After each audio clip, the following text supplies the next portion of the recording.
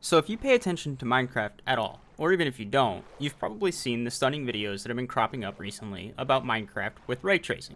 To clear the air right away, this is actually path tracing, basically ray tracing on steroids, but that's not the topic of today's video. So most of the videos I've seen do a great job of showcasing how beautiful Minecraft can look with ray tracing, but it left me wondering how those shaders actually look and feel when doing a survival playthrough. So I did some looking around and found maybe one or two videos that showcased a little bit of survival gameplay, but none of that did a full playthrough with bosses or anything but overworld exploration. And since I've started this project last week, there have been a few more videos on the same topic and one or two more survival videos, but as far as I know, still none that show off a full playthrough. That being said, that's exactly what we're doing today. I've built a crappy little cobble structure, explored some caves, farmed some mobs, located another fortress, defeated the Ender Dragon, and more, all with the Sonic Aether's Unbelievable Shaders pack.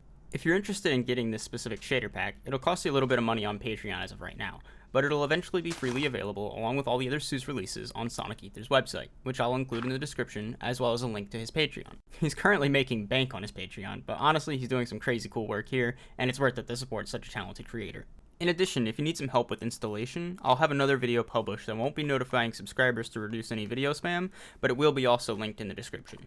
And one more thing before we get further into gameplay, there is a giveaway included in this video. If for some reason you don't already have a Minecraft account, or want an alt account, or have a friend that you can gift it to, there's a Minecraft account code for Java Edition hidden somewhere in this video, so be sure to be on the lookout for that.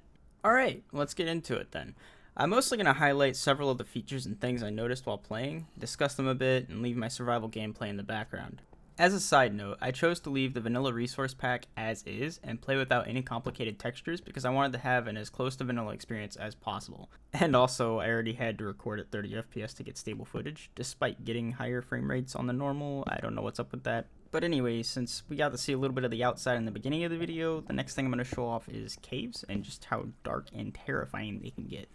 You'll notice that the lighting is generally just a lot darker than default, and messing with the standard brightness slider does nothing. There is, however, a torch brightness setting in the shader settings for Seuss, allowing you to change how much your torches light up. In this particular clip, I had not yet discovered the setting, and just suffered by using way more torches than I should have needed. And as a result, cave exploring can kind of be like a horror game when mobs show up.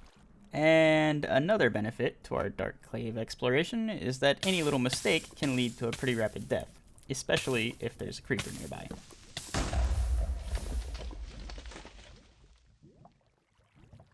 Yeah, so anyway, the next thing I wanted to show off is the rain. The shader pack makes excellent use of rain.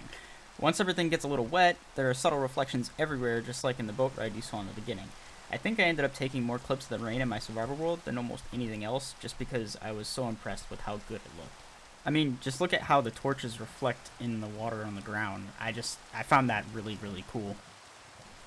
I even found this cool little village on my way to the end that was kind of placed on the water and ended up looking really cool with the rain. There's nothing really special about this village, but I was just surprised to see something that I've seen so often in vanilla Minecraft look so new and immersive to me. That being said, I did notice this, which is just a bit weird. Not sure if that's a glitch with Seuss or not though. Next up, we have the Nether.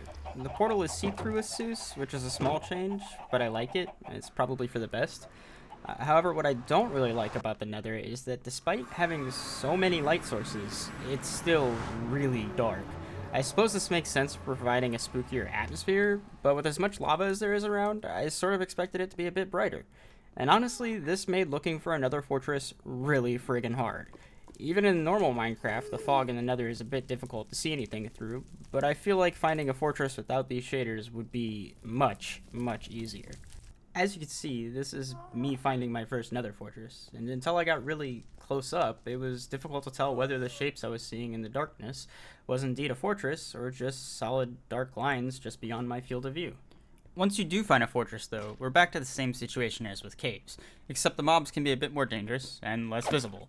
The wither skeletons blend in really well with the vast void of darkness around you, and for some reason the blazes just don't give off light, something I was kind of banking on.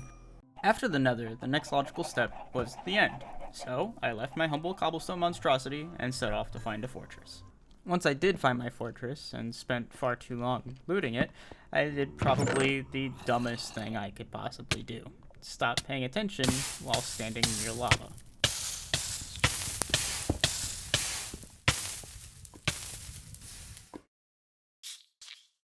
Yeah, that death was totally unnecessary and avoidable.